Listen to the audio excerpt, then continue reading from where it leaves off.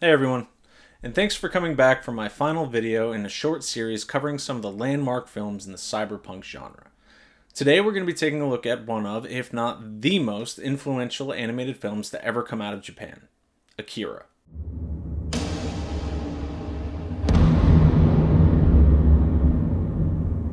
Now, before we go any further, I want to make one thing very clear.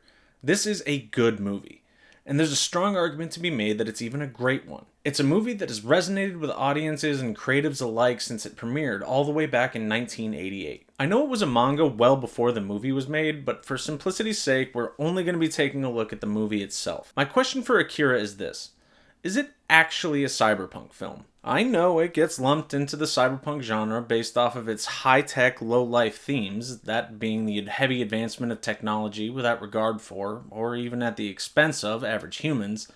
But beyond that, I really can't find any particular reason for it to be placed here, especially when you consider some of the other titans of the genre that it sits alongside. Titans like Ghost in the Shell, a movie which I've also examined, so definitely check out the link here. My point is this: amazing though this film might be, I believe it sits firmly within the realm of science fiction, as opposed to cyberpunk specifically. So, if you haven't clicked off this video and you aren't already typing your hate comment down below, let's dive into the why.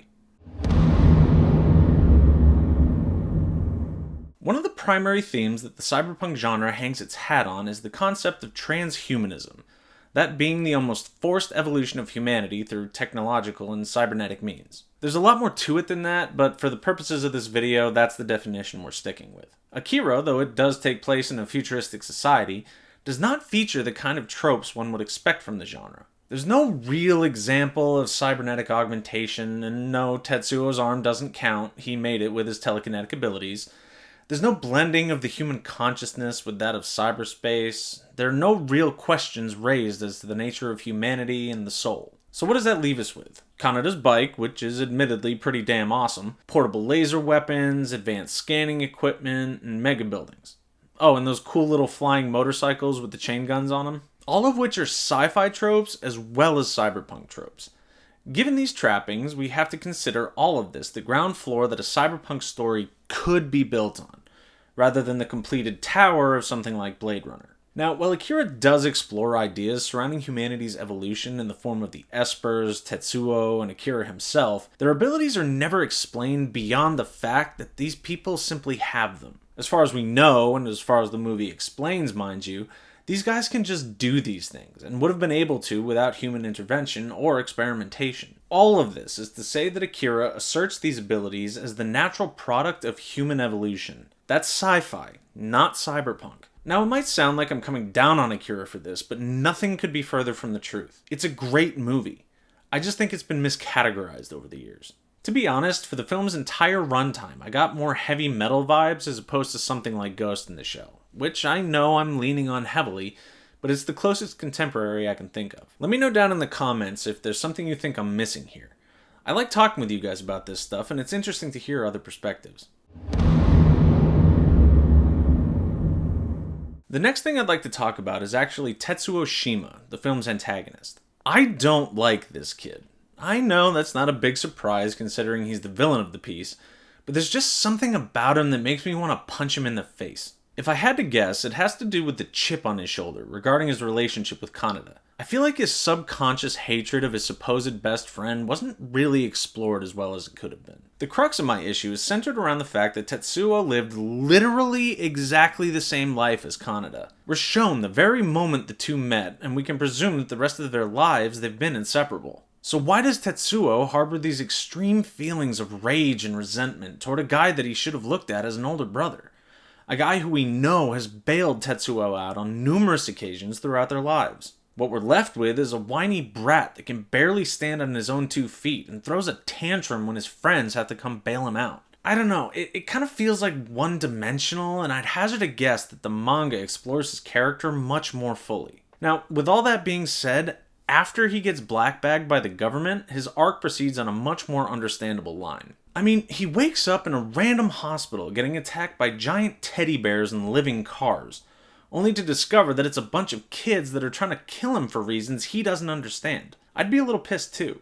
His hunt for Akira to stabilize his powers is also completely understandable, as are his reactions to the military deploying tanks to try and stop him. He might be playing the game without seeing all the pieces, but at least his actions make sense here. One of the things Akira does a phenomenal job with is establishing its world. Honestly, even more so than Blade Runner or Ghost in the Shell. It drops you straight into the cesspit that is Neo Tokyo in the year 2019. As a perfect example, we need look no further than Kanada's biker gang, the Capsules. These kids are, 201, orphans that have been handed over to the state amidst the growing population crisis. With state resources stretched past their breaking point, we find these kids have banded together in an effort to merely survive. Our first interaction with them is a running, or driving if you want to get technical, battle against a rival gang that sees them caving people's heads in. And not only that, but they're laughing while they do it. This is rote for them. Nothing new.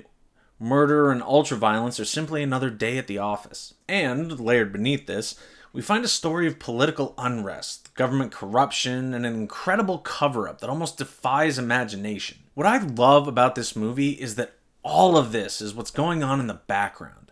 A fully fleshed out narrative that we barely touch on because the main character we're following doesn't understand it and doesn't care about it. Kaneda and company are just trying to live to see another day. They don't care about high-level political maneuvering or a bunch of privileged college students making waves on the streets. All it means to them is an opportunity to have some fun. Very rarely do we find background narratives in movies to be this complete. If I had to guess, I imagine that it had something to do with the fact that the manga's creator, Katsuhiro Otomo, wrote and directed the film. A complete and thorough understanding of the source material is honestly one of the only ways I can think of to effectively condense an 8-year run down to a 2-hour movie. Finally, and this should go without saying, this movie is gorgeous, jaw-droppingly so at times. I'd specifically like to point out the lip-syncing that the animation team did for the Japanese voice cast. Yes, I watched it with the subs. I might be a convert after all, at least as it relates to viewing a movie through a critical lens. Anyway, if you watch this movie for no other reason than the animation, it would not be wasted time, believe me. Akira is a seminal work that should be watched by anyone and everyone who even has a passing interest in sci-fi. The story is great, the characters are compelling, the world is more fleshed out than many current blockbusters, and the animation may or may not bring a tear to your eye. Even if you don't gel with the story, this movie is still a masterclass in world building and cinematography. So give it a watch if you haven't already seen it, or go back and watch it again. Anyway, that's all I've got for you this time, so if you could do me a favor and hit the like and subscribe buttons, I'd really appreciate it. Every little bit really helps me out. Also, go ahead and take a look at the other videos on my channel, or hit up my website to see my blog, and maybe check out my books on Amazon. Thanks very much for watching, and I'll see you in the next one. Turning our son into an Akira? Real nice. Eat my ass, Jerry! He turned himself into Akira!